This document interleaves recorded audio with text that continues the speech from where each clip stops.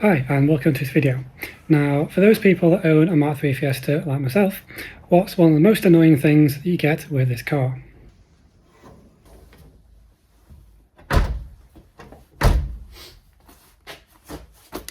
No! God, please, no! No! Or this?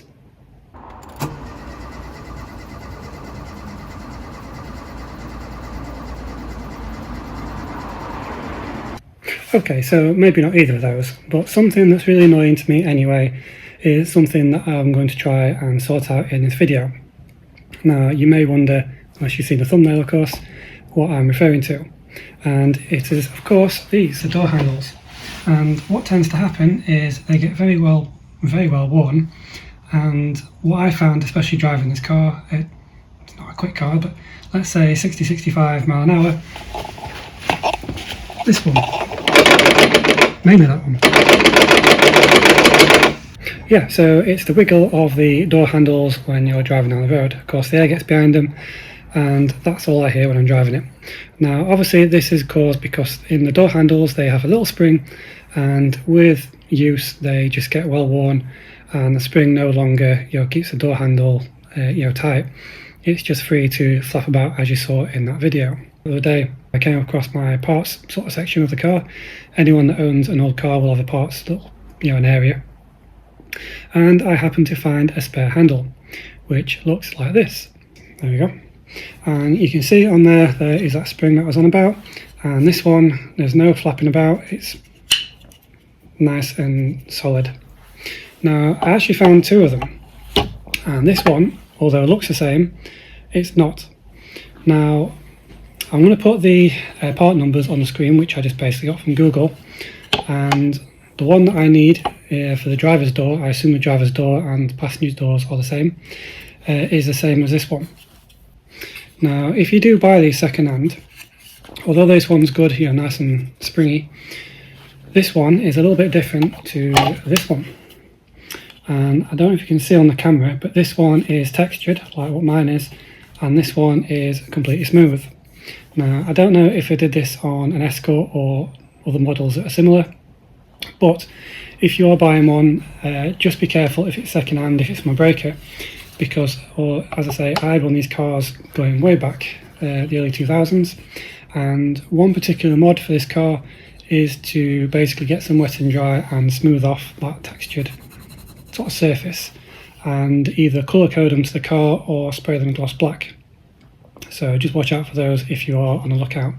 So at the moment you are on the driver's seat, so hopefully you're not going to fall off. So right, yeah, as I say, I'm going to do the front door because the rear doors, if you decide to do that anyway, are a lot easier. So right, to start off with, you need to take this door card off. Now it's relatively quite straightforward. You have a screw in there, which we'll take off first. You can find the screwdriver. Now, so to start off with, there's a little screw behind this door pull, so we'll start with that one first. I'll say I do apologise about the light, I'm doing the best I can, it's dark outside, so just try and bear with me. So while I'm doing this, I'm actually intrigued to know as well whether this car, or this car door, has ever been taken apart. There we go. And that's the surround. Put everything on here, just nice and easy. So next is the window winder. So if you're posh and you have electric windows, more than likely you will have buttons in the centre of the car. Now if you have a earlier 3.5, you will have the buttons right here. So if you have, like I say, you won't have to do this, but if you do have the keep fit version like this, you'll have to take this off. And to take this off, it's quite straightforward. There's a little clip holding this on, which is inside. I'll show you when I get it off. But just be aware, you may need some safety glasses, because this pin, this clip rather, that holds this in, if you lose this, it's going to ping off and you're never going to see it again. So just be careful if you ever take this off. Normally you can just get a screwdriver behind it, get your fingers around the other side, and hopefully you can push it off. So as you can see, that's the clip, keeping a good hold of that and keeping it safe. You can go on there. And then this door handle just pulls off with that cover like that. Next thing is this tray. Now at the moment I've got some bits in here, so I'm just going to take the bits out and then I'll bring you back. Okay, so this tray, you have one screw right there, you have one there, and just off camera you have one there, and that is it. Okay, so once the screws are out, all this does then is just pulls away and kind of lifts up. Now, as I say, if you've got the electric window buttons in here, you will have the wires on the top, so you will have to disconnect those when you pull this, when you take this off. Obviously I don't, so there's nothing attached to it, just comes straight off. We put down there, just out the way. And finally we've got this door handle, which again is just two screws under here. Now if you have the one that goes up like that, you will have another screw in the top corner to undo. And the door handle is off. Easy as that. Right, now that's off, that's pretty much it. Now behind here is some clips, it should just be clipped on. You try and start in this corner. I wouldn't use a screwdriver, it doesn't really need one. Just get your fingers behind it and hopefully it should just clip off. You can hear that. And hopefully these clips don't break, because like I say, they are a number of years old. If they do, then I might have to order some more. But hopefully just go all the way around. One there.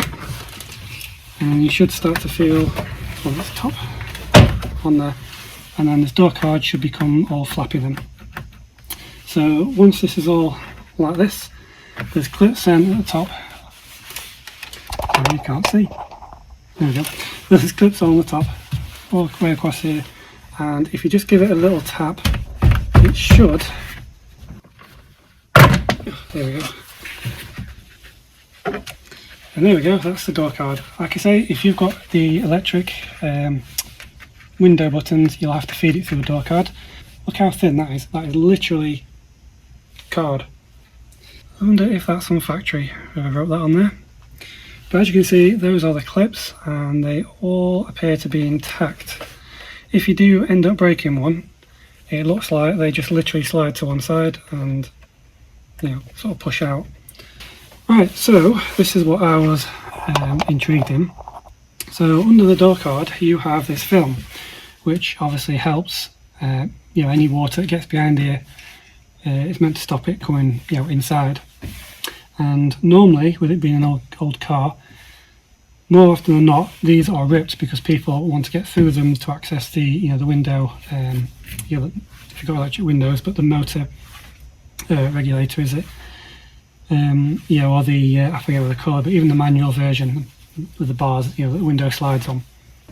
And as you can see, this one, apart from there, which I think it's just ripped because it's quite taut, it looks all in good shape.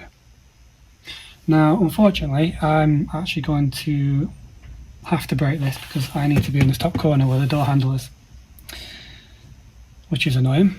But like I say, if you do need to access anything else, that's how you take the door card off. So what I've got you in here, have a look inside that door and there is literally no rust in there at all. Yeah, it's a little bit dirty, but for a 36 year old car, I'm not going to grumble at that at all.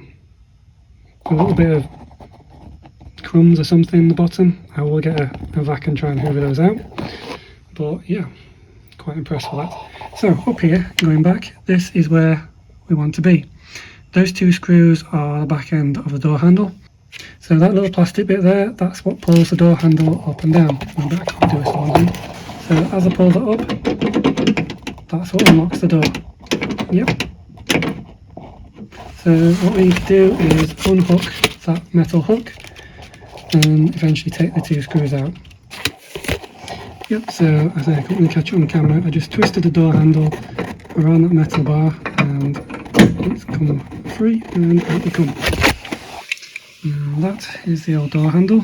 As you can see, that spring is well and truly, there's no resistance in there at all. So the old one there, A22400, will be really flappy. Nom nom nom nom. Yep, I'm actually quite hungry. Not had my tea yet. And this one, A22400. So exactly the same and this one doesn't flap about. So let's get this one in. But obviously, like when you move apart, a good thing to do is, let's see if it needs a good clean. There's the car with that door handle. Yep, there's a little bit of dirt. Oops, sorry, a little bit of dirt there. So let's just give that a bit of a clean. So fitting the door handle is pretty much the reversal of how I took it off. So just so it ends this video nicely, I'll just see if I can put it back on. No flapping, no wiggling.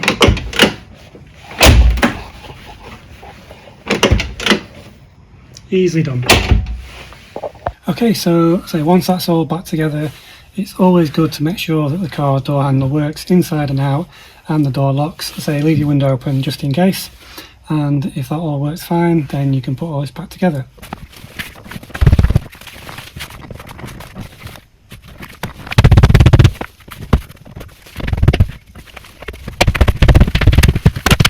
Okay, just a quick one, I don't know if you just saw that while I did a time lapse. When you put the door cord back in, the clips at the top, they just literally just kind of fold and push in. Now when you do that, especially on a 3-door, don't forget to try and steady the door by putting your hand underneath it, or I don't know if you saw my back on the top of the door frame with the window down, just to steady the door, because while you're banging on it, it's really quite easy to let the door become unaligned, and that's when you get when it doesn't shut properly and you kind of get that drooping, saggy look. So while you're banging down, just giving it a nice tap if you like.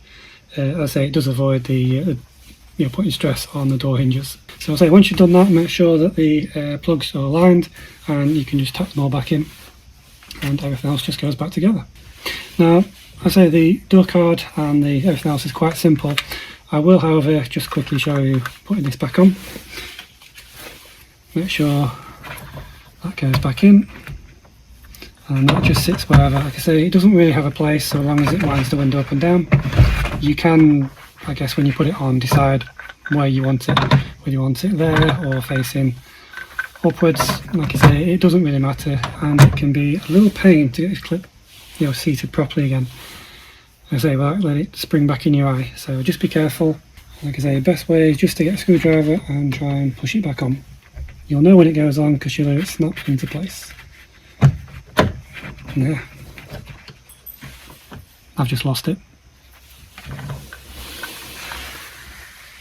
Okay, so I'm not even joking when I say it's roughly 35 minutes later, and it pinged literally to the other side of the garage. So going back, now I found it, let me show you this properly. On the handle, this is a better way of doing it. I did forget to say, on the handle there's 2 little holes either side. You can see how that clip is now ever so slightly held in place. So the best way to do it is don't let it go in the hole, because that's where it goes in. So sit it half in place, put your door handle on, and then once it's in place, where's my screwdriver gone? And hopefully you can push it and snap it into place.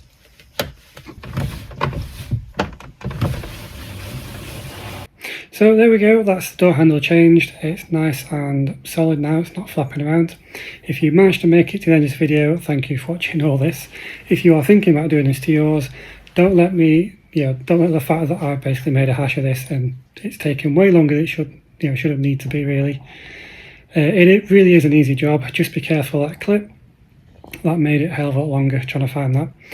But yeah, apart from that, if you want to do one of your doors or all of them, it's pretty much straightforward as in the way that I've done it then. So what was going to be a quick video is probably now turned into quite a long video, so I do apologise for that. So yeah, if you have found this video useful, like I say, don't forget to subscribe, comment, ring that bell, because I've got some more videos coming up for this Mark III. But for now, I'll leave it there, and I will see you in the next one.